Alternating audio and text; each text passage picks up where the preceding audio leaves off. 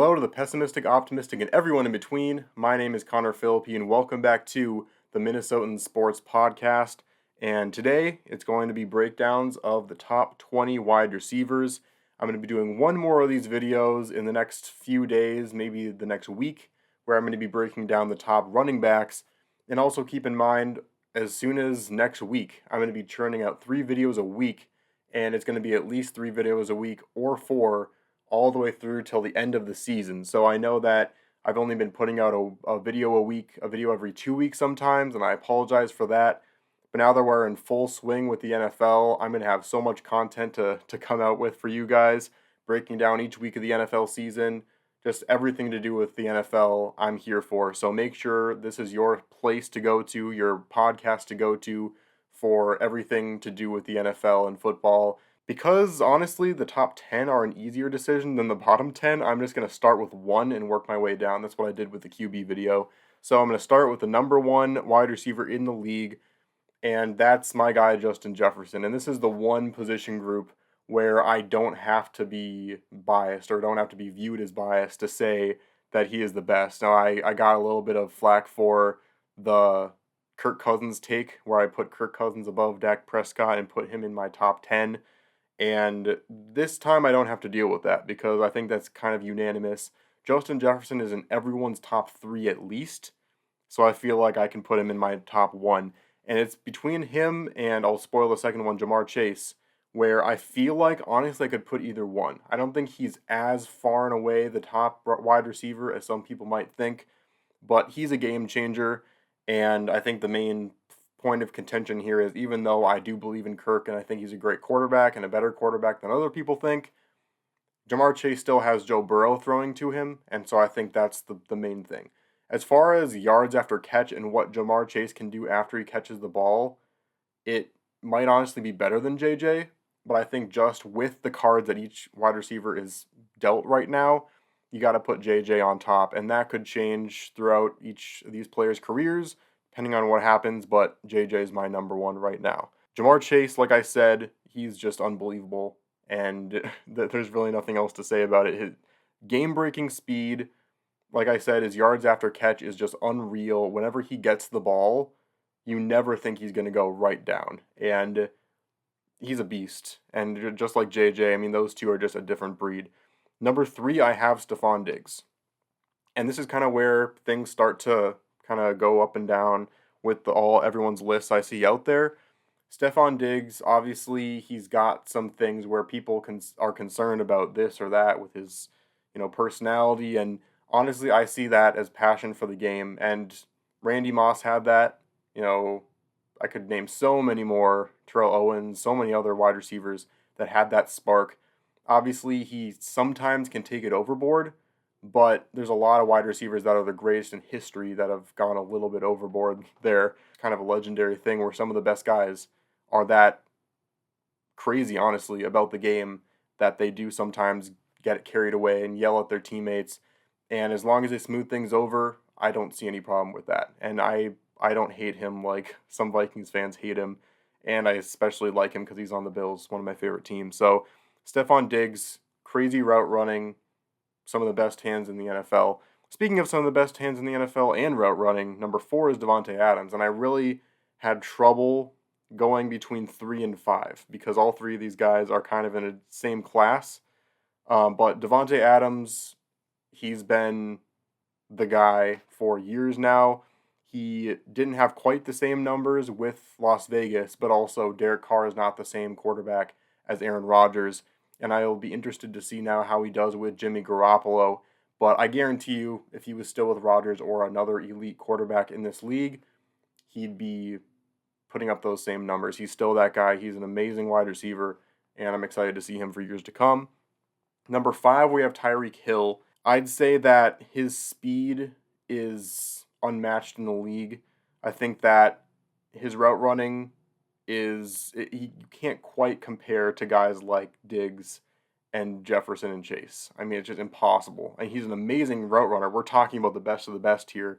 I just feel like all those other guys ahead of him just have a little more in terms of route running. And obviously his speed puts him in the top 5, without a doubt. And I see a lot of shakeup potentially in this top five. But those are your top five for now. Number six, we have AJ Brown. I mean, this guy is just a beast. He's not quite Megatron levels, but he's that guy that, regardless of what's, because he's still crazy fast, but he's one of those guys where it just feels like when the ball goes up to him, he's going to make that catch. And no one could do it like Megatron, but I do see aspects of Megatron in this guy, and he's the whole package. He's a physical freak, and anyone would want him on their team. Number seven, I still have Deebo Samuel up there in the top 10 at number seven.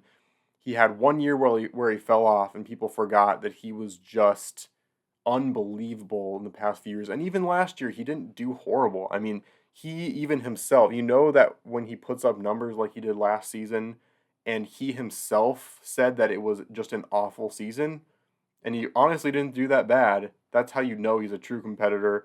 The guy can do everything on the field. He's a running back, he's a wide receiver, and honestly, the 49ers would be lost without him. Let's be honest here. Number eight, I've got Cooper Kupp, and this is a guy that was in the top five even as early as going into last year. And he kind of fell down the list a little bit just because he struggled without, a totally healthy Matthew Stafford. The cards he was dealt were not great, but also he hasn't had as many consistently good years as some of the other guys on this list. Well, Justin Jefferson and Chase are just really young. But just in general, he's had the years where he's slowly ramped up, and he just hasn't had enough elite years for me to put him higher than some of these other guys on the list. Number nine, one of the more slept on wide receivers in the league right now, DeAndre Hopkins. I mean, the guy still can really play football, and people seem to forget that, he had a really bad season last year for his standards, and it still was not that bad. He dealt with quarterbacks that were continuously either not playing up to their standard or getting injured, and he just, all in all, played on a bad team last year, and he's going to play on a bad team this year too in the Titans. And in terms of his production and his fantasy value, I don't feel good about it. But just because he's being thrown to by some either rookie quarterbacks or quarterback, I mean, it's just a horrible quarterback room. Just because he's going to be dealing with that horrible quarterback room doesn't mean he's not a good wide receiver. And it's kind of the bane of some of these guys lower down the list. They just have some unanswered questions in terms of how they're going to be able to produce with those guys in. But that doesn't change how good of a guy he is. It's just everything about Hopkins is still amazing. And he can definitely shoot right back up this list if he has a good year next year. CeeDee Lamb is number 10, and this guy could honestly be higher as well. And it's just kind of that whole debacle of like, which guy in the Cowboys organization is the problem right now? Because you've got amazing wide receivers like CeeDee Lamb, and then you have a great defense and offensive line. It's, CeeDee Lamb adds to the whole idea of why I don't think Dak Prescott is as good as people think. Because CeeDee Lamb makes Dak Prescott look better. He just has amazing hands. He's one of those guys that can always go up to make the catch.